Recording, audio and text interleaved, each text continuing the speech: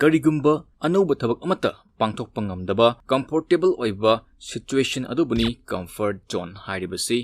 masina adombu silently handicap oihali masina lamdam asigi myoising tanatana pitribigi myoy kya da sokhankhre amadi sokhali amamba yaudaba mangalgi mangal ngakta ngaiba yamna nungaiba punsi ama oinabagidamak comfort zone dagi nanthokpa tai zone asida lairiba makai aikhoigi life change tawba ngamoi grow tawba ngamoi comfort zone dagi nanthokpa ngamdabagi maramsi akibasisu amani maru oiba akibasing adudi fear of unknown, fear of failure, fear of distance, fear of unknown. Angang masana masak khangdaba mi ubada kappa thengnabiram lagani madu karigino angang duna kibagini maduga chapmanana karigumba amagi maramda fajana khangdragadi akiba phawgani. For example, kanagumbana investing to hamatamda kiduna taude maramdi mahakna investing gi maramda fajana khangdabagini. Comfort zone se wakal gi boundary ni wakal na ohenbani isana semjabani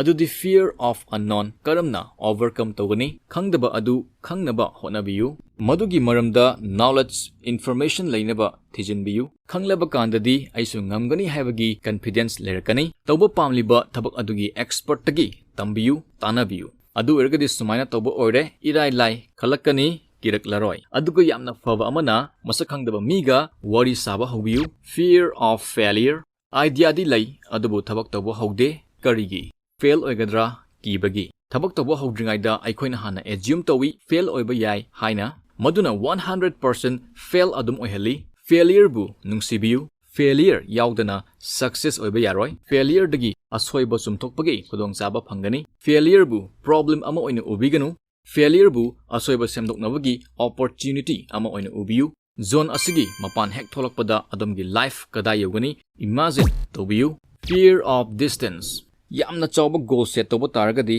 goal adu yamna lapna lebadawna phangba ngamloidabadawna tawi kairaki ahanba amadi aroiba step adu lapnei kaba nungainabagidamak step macha macha happy asumna adomgi goal achieve tawnaba steps macha macha khaidokpiyu aduga mathang kakhatpiyu adu ergadi fear of distance overcome tawragani masini video asida comfort zone karino comfort zone dagi karamna nanthokani fear of unknown fear of failure amadi fear of distance karamna overcome tawgani khangle loiba fawba yengbebagidamakta mayam punamakpu haninga leitana thagatchari